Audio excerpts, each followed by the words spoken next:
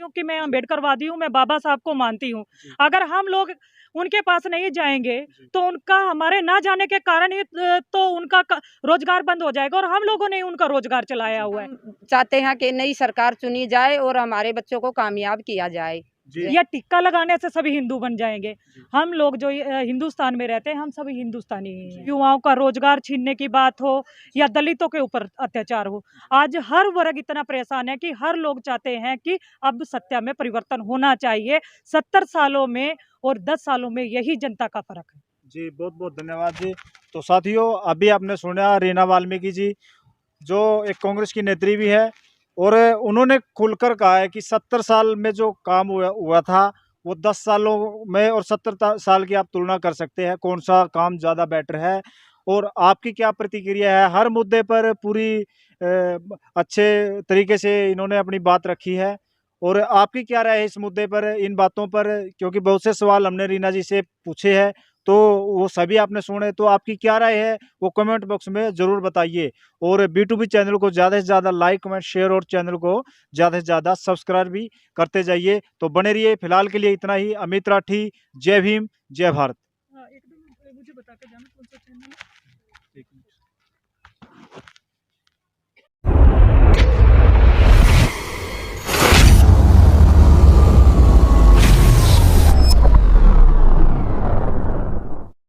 B2B channel के सभी दर्शकों को अमित राठी की ओर से जय भीम, जय भारत। साथियों, जींद मौजूद था कोर्ट के अंदर, और आज यहाँ पर SC समाज ने एक बहुत बड़ा धरना प्रदर्शन कराया हुआ है। तो आइए, फिलहाल हमारे साथ एक बहन जी मौजूद है, तो आइए जानते हैं धरने के बारे में क्या कुछ बातचीत है। OED साहब से भी ये लोग मिले हैं। नमस्कार, जय भीम। मेरी तरफ से पहले मेरा नाम रीना वाल्मीकि है, और मैं SC विभाग, अनुसूचित जो जाति विभाग है कांग्रेस का, उसकी मैं एक्स चेयरपर्सन रही हूँ। आज देखिए, जींद के अंदर एक बहुत बड़ा आंदोलन हुआ है, जहां बीजेपी सरकार बड़े बड़े वायदे करती है कि वो दलित हितैषी है। आपने देखा कि जींद के अंदर ना तो वाल्मीकि चौक है, ना रविदास चौक है, ना कबीर चौक है।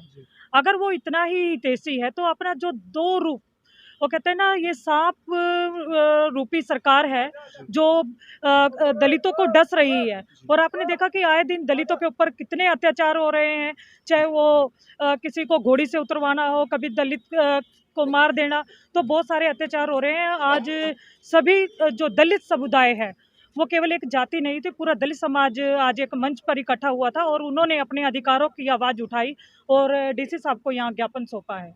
तो आज की जो मुख्य मुद्दा था वो मतलब जो रविदास चौक है या वाल्मीकि जी चौक है, कबीर चौक है, उसके लिए था। हाँ, बिल्कुल उसके लिए था। और आज आप सभी ने देखा कि मीडिया साक्षात है कि आज सारा दलित समाज एक मंच पर था। यहाँ कोई पार्टी का कोई विशेष नहीं था। यहाँ सभी ने आकर अपनी आवाज़ उठाई, चाहे वो किसी भी संगठन से रहे हैं। रणदीप सिंह सुरजेवाला भी यहाँ पर मौजूद थे। हाँ बिल्कुल, देखो वो दलितों की आवाज़ जो भी उठाएगा, किसी भी पार्टी का हो सकता है। और बाबा साहब का जो संविधान है, बाबा साहब ने जो संविधान लिखा है वो सबके लिए लिखा है। वो युवाओं के लिए है, महिलाओं के लिए है, और हमारे जो दलित समाज है उनके लिए तो है ही है। लेकिन जो जर्नल लोग हैं, क्या बाबा साहब का संविधान हम दलितों के लिए? बाबा साहब का संविधान सबके लिए है, और उन्होंने सबको अधिकार दिया है। आज भाई रणदीप सुरजेवाला जी ने हमारी आवाज़ उठाई है, और यहाँ इस मंच पे तो कोई भी आ सकता है, लेकिन किसी के अंदर इतनी क्षमता नहीं है कि वो दलित समाज की आवाज़ उठाए। उनके हाथ में उनका डर ये है कि वो दलित समाज, जो हमारा गरीब समाज है, वो चाहते हैं कि इनके बच्चे ना पढ़े।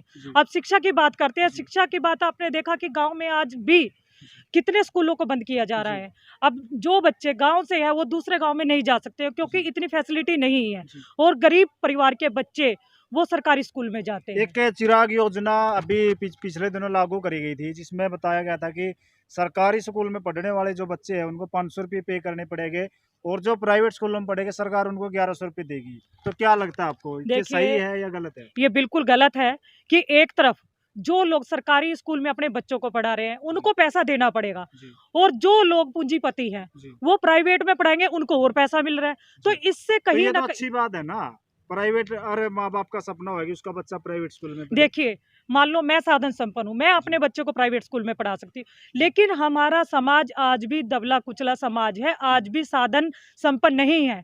आज भी बहुत सारे लोग बिल्कुल गरीब हैं, जो कहते हैं जिनके सर पे छत नहीं है, वो चाहते हैं कि उनके बच्चे पढ़ जाएं और ऊपर उठ जाएं। तो रीना जी एक बात बताओ, अभी पिछले दिनों हमने मणिपुर का जिक्र सुना होगा, आपने भी सुना, और सोशल मीडिया पे मतलब हर व्यक्ति को पता है कि वहाँ पर बीजेपी की गवर्नमेंट है और वहाँ पर मतलब इतना आपातकाल लगे हुए है कि महिलाओं को नंगन अवस्था में घुमाया जा रहा है किसी दूसरे समुदाय के द्वारा। मतलब इस तरह के प्रोपेगेंडे क्यों रचते हैं लोग, और क्या कहना आप लोगों का? देखिए, जब नवरात्रे आते हैं तो बीजेपी के लोग देवी के रूप में पूजते हैं कन्याओं को, और गाय को वो गाय माता कहते हैं। एक जानवर का तो उन्होंने गाय माता बना दिया, उनकी रक्षा में लगे हुए हैं। एक तरफ जी मोदी जी कहते हैं चाहो बेटी पढ़ाओ, अगर हमारी बेटियां बचेंगी तभी तो पढ़ेंगी, आज उनको बचाने की जरूरत है। आज इतना घिनौना काम जो हुआ है, उन बेटियों को नंगा करके सरेआम घुमाया गया। अगर मोदी जी की या खट्टर जी की खुद की बेटियां या उनकी बहनें होती तो शायद उनको इस चीज़ का पता होता है कि एक बेटी की इज्जत जाना क्या होता है। स्मृति ईरानी जी हैं, बड़े बड़े दावे करती हैं, नौटंकी करती है, क्योंकि एक फिल्मी अदाकार है वो। एक फिल्म में एक करैक्टर निभाना और सही में जिंदगी को जीना, इन दोनों का दो पहलू हैं। आज उनको ये नहीं पता कि आज दो बेटियों के साथ इतनी जो कृतज्ञ हुआ है, आज कोई भी उनकी तरफ से कोई भी बयान नहीं आ रहा है। मोदी जी हेलीकॉप्टर में घूम रहे हैं, खट्टर जी को समय नहीं है, स्मृति ईरानी कहती है कि हमें पता नहीं है, पता नहीं है वो कौन सी दुनिया में घूम रहे हैं। मैं कहती हूँ कि सत्ता को छोड़ दो, लेकिन एक तरफ उनको महिला धर्म तो निभाना चाहिए। वो एक महिला भी हैं और एक बेटी की माँ भी हैं। क्या उनको नहीं चाहिए कि वो आगे आके उन बेटियों के लिए खड़े हो और उनकी आवाज उठाए? एक बेटी पूरे देश की बेटी होती है, पूरे परिवार की बेटी होती है, पूरे समाज की बेटी होती है। तो हमारा फर्ज बनता है कि हम राजनीति छोड़कर उन महिलाओं की आवाज को बुलंद करें। जी रीना जी, एक बाबा है जो मतलब अपने आप को बहुत बड़ा संत कहता है, धीरेन्द्र शास्त्री उनका नाम है, और उन्होंने कहा कि महिलाओं की जो पहचान होती है ना, उससे पता लग जाता है कि उसने मांग में सिंदूर या गले में मंगलसूत्र लगा रखा है, डाल रखा है, तो उससे पता लगता है कि ये प्लाट है, इसकी प्रॉपर्टी हो चुकी है। तो उस पर क्या कहना आपका? देखिए, ऐसे लोगों के लिए मैं क्या कहूँ, वो संत नहीं है। उनसे ठीक तो मैं मानती हूँ कि रावण जी थे जिन्होंने सीता का इतना सम्मान किया। मैं चाहती हूँ कि जो लोग उनके पास जा रहे हैं, अगर उनके पास इतना ज्ञान है तो वो ऐसी भाषा कहाँ से यूज करते हैं? अपना ही समाज तो जा रहा है ना उनके पास। देखिए, मैं मानती हूँ कि सारे लोग नहीं है। मैं अपने आप को मानती हूँ कि मैं अम्बेडकरवादी हूँ, मैं बाबा साहब को मानती हूँ। अगर हम लोग उनके पास नहीं जाएंगे तो उनका हमारे ना जाने के कारण ही तो उनका रोजगार बंद हो जाएगा, और हम लोगों ने उनका रोजगार चलाया हुआ है। मैं एक बात कहना चाहती हूँ आपके चैनल के माध्यम से कि औरत की पहचान होती है, अगर उसने मांग भर ली या गले में मंगलसूत्र डाल लिया तो ये विवाहित है, इसका प्लॉट है, या फिर वो खाली प्लॉट है अगर उसने मांग में सिंदूर नहीं भरा। तो मैं पुरुष प्रधान समाज से पूछना चाहती हूँ, अगर एक औरत विधवा हो जाती है तो उसके लिए बहुत सारी परंपराएं होती है। उसकी मांग खाली कर देना या बिंदी हटा देना, उसकी चूड़ियां तोड़ देना, मंगलसूत्र हटा देना। लेकिन एक पुरुष की जब पत्नी की मृत्यु होती है, क्या किसी ने कभी ये निर्णय लिया गया है कि उस पुरुष को भी वही प्रताड़ना झेलनी? क्या लगता कि उन जो शास्त्री जी हैं उनको ये बात भी कहना चाहिए कि वो पुरुष किस उससे है, उसका प्लॉट खाली नहीं है क्या? अगर वो एक महिला पे उंगली उठाते हैं तो पुरुषों के लिए वो क्या कहेंगे? जी, तो एक आप क्या कहना चाहोगे जी आज के प्रोग्राम के बारे में? आगे बोलो, बोल दे। बोल दो आज जो भी कहना आपने। मेरा नाम शकुंतला देवी है, मैं जींद से हूँ, वाल्मीकि समाज से हूँ सर। और जैसे हम सभी अमी इनकी वाल्मीकि ऐसी समाज के लिए ही, रविदास के लिए, कबीर साहिब के लिए, महर्षि वाल्मीकि जी के लिए ही इकट्ठे हुए थे सहारा शहर में। है तो हमारी मांगे चौक के लिए है, चौके हमारे पूरे हो, और हमारे ऐसी समाज के बच्चे भी पढ़े लिखे बहुत घूमते हैं, तो ताकि उनको मोदी जी ने नौकरियां भी देनी चाहिए। या हमारी बहनें हैं, महिला हैं, काम कर रही हैं, जैसे ही बहन जी को बताया है कि विधवा के बारे में तो बहुत चीज़ें हैं। विधवा तो एक संघर्ष लड़कर लेडीज बच्चों को पाल लेती है, उनके बच्चे पढ़े लिखे हैं तो बर्बाद हो रहे हैं बिगर सर्विस के बिगर। महिला तो तभी आगे बढ़ेगी, विधवा तो सुहागन जब ही बनेगी जब बच्चे कामयाब होंगे।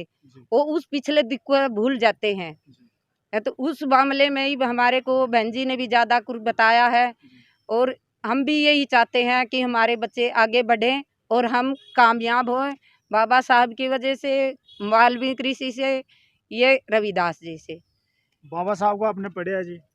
पढ़ा था जी, फिर मान ले मेहनत करेंगे जी तो उसी समाज के ऊपर ही पढ़े लिखेंगे, जी तो हमारी आगे पढ़ाई लिखाई तो उसी काम देगी कि भी हम हमारे कामयाब नीचे को दबा रहे हैं अच्छा, हमारे को। 2024 के इलेक्शन आ रहे हैं तो के कुछ है बदलाव होना चाहिए, मतलब या गवर्नमेंट ठीक है? बदलाव महंगाई कितनी की महसूस हो रही है? हमारे बहुत ही महंगाई बढ़ी हुई है, जी ना कोई हमारे का बिजली पानी लाइट का भी, रोड का कोई सुविधा नहीं किया है जी सरकार ने। बदलाव के लिए भी हम चाहते हैं कि नई सरकार चुनी जाए और हमारे बच्चों को कामयाब किया जाए। जी जय हिंद। धन्यवाद जी। जय हिंद। तो रीना जी एक बात बताओ, समय आजा समय पर इंटरव्यू हिंदू देता राष्ट्र रहा। की मांग उठ कोई जाए। नहीं है। कुछ लोग इसे है जो हिंदू राष्ट्र बनाना चाहते हैं और कुछ लोगों की मांग है कि ये नहीं होना चाहिए, वो सेकुलर में ज्यादा विश्वास रखते हैं। तो आपका क्या सोच है इसमें? देखिए, जो हिंदू राष्ट्र है, हिंदू तो इसमें सभी हैं, जी या टिक्का लगाने से सभी हिंदू बन जाएंगे? जी हम लोग जो हिंदुस्तान में रहते हैं, हम सभी हिंदुस्तानी ही जी हैं।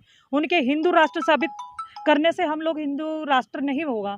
और मुझे तब मेरा यही है, जहाँ भाईचारा हो, जहाँ अमन हो, वही हिंदू राष्ट्र। जी। तो 2024 के इलेक्शन नज़दीक आ रहे हैं। एक महागठबंधन इंडिया के नाम से बन गया है और दूसरा हिंदुस्तान के नाम से है और तीसरे मोर्चे भी बनने लग रहे हैं। तो ऐसे में आपको क्या लगता है कि आने वाले समय में कौन सी सरकार ज़्यादा बेहतर होगी, कौन सी बननी चाहिए?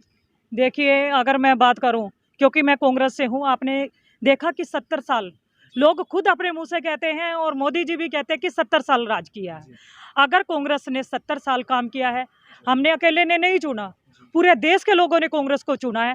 कांग्रेस ने काम किया है, कांग्रेस ने विकास किया है, चाहे वो गरीब है, चाहे वो महिला है, हर किसी के जो अधिकारों की बात है वो कांग्रेस ने उठाई है, तभी तक 70 साल राज किया। आज जो बीजेपी सरकार है, उनके द्वारा किए गए काम या जो लोगों के ऊपर अत्याचार हो रहा है, चाहे वो महिलाओं के ऊपर महंगाई की मार हो, युवाओं का रोजगार छीनने की बात हो, या दलितों के ऊपर अत्याचार हो, आज हर वर्ग इतना परेशान है कि हर लोग चाहते हैं कि अब सत्ता में परिवर्तन होना चाहिए।